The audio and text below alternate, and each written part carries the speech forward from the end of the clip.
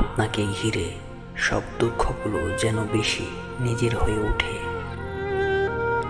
আপনার দেওয়া যন্ত্রণা আমার জীবনের সবচেয়ে দীর্ঘস্থায়ী সম্পর্ক।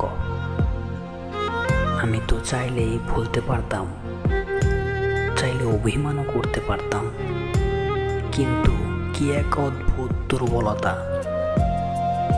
আপনাকে না পাওয়ার কষ্টটাকে আমি ভালোবেসে ফেলেছি।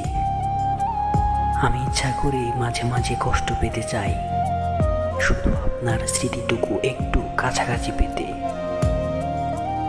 আপনি আমার হন বা না হন, আপনার কথা ভাবলে মনে হয় আমি এখনো কারো খুব নিজের। এমনকি সেটা যদি কল্পনায় হয় তবুও চলবে। অনেকে জিজ্ঞেস করে, তুমি কি পাগল? আমি বলি হ্যাঁ, একজন নীরব প্রেমিক, যার ভালোবাসা আটকে গেছে চোখের ভিতর, যার ছায়া ছাড়া কিছুই আর চায় না এমন। আপনাকে পেলে আমি হয়তো খুব সুখী হতাম, কিন্তু জানেন, তাহলে আমি এত গভীরভাবে ভালোবাসতাম না। কারণ প্রাপ্তির মধ্যে কিছুটা অহংকার থাকে, আর না পাওয়ার ভিতর এক ধরনের পবিত্রতা। আমি জানি আপনি আমার কখনো হবেন না, তবু আপনাকে ভাবতে ভালো লাগে।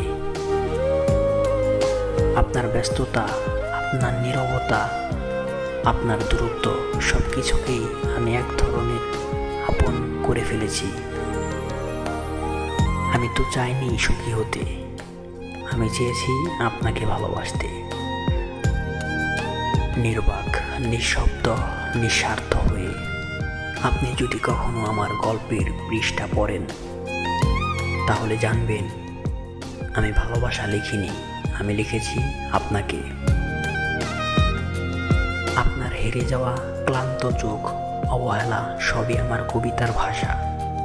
আপনি আমার হলে আমি হয়তো সুখী হতাম, কিন্তু আপনি আমার না হয়েও আমাকে এমন ভালোবাসা শিখিয়েছেন, যা অনেকের প্রাপ্তির চেয়েও অনেক বেশি পবিত্রতা।